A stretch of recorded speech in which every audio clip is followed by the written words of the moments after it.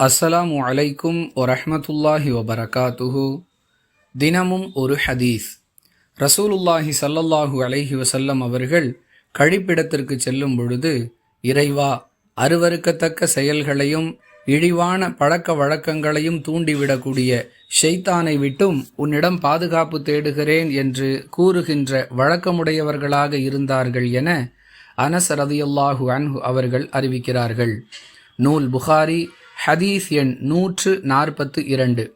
அன்பிற்குரிய அல்லாஹுவின் நல்லடியார்களே, பொதுவாக மனிதன் தனிமையில் இருக்கும் பொழுது அவன் அதிகமாக ஷைத்தானுடைய ஊசலாட்டங்களுக்கு ஆளாகிறான். அதாவது தனிமையில் இருக்கக்கூடிய மனிதனுடைய உள்ளத்தில் ஷைத்தான் பல தவறான எண்ணங்களை போடுகிறான். எந்த மனிதன் ஷைத்தானுடைய மாய வலையில் சிக்கிக் கொள்கிறானோ அவன் அந்த கெட்ட எண்ணத்திற்கு செயல் வடிவம் கொடுப்பதற்கு முயற்சி செய்கிறான். இப்படிப்பட்ட தனிமையில் மனிதன் தடம் புரண்டுவிடக் கூடாது என்பதற்காகத்தான் கழிவறை என்னும் தனிமையில் ஷைத்தானுடைய தீங்கை விட்டும் அல்லாஹுவின் தூதர் அவர்கள் பாதுகாப்பு தேடி பிரார்த்தனை செய்து நமக்கு முன்மாதிரியாக திகழ்ந்திருக்கிறார்கள்.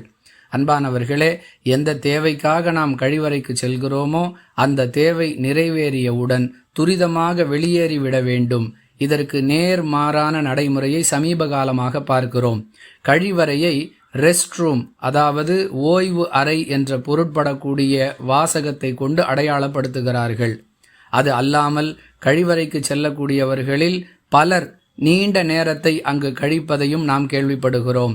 இன்னும் சிலர் கழிவறைக்கும் தங்களுடைய மொபைல் போன்களை எடுத்து சென்று நேரம் போகவில்லை, எனவே அங்கு கேம் விளையாடுகிறோம் என்று அதற்கு ஒரு காரணத்தை கூறுவதையும் அறிகிறோம். அன்பானவர்களே, தனிமை என்பது நம்மை வழிகெடுக்கக்கூடிய ஒரு சூழல்.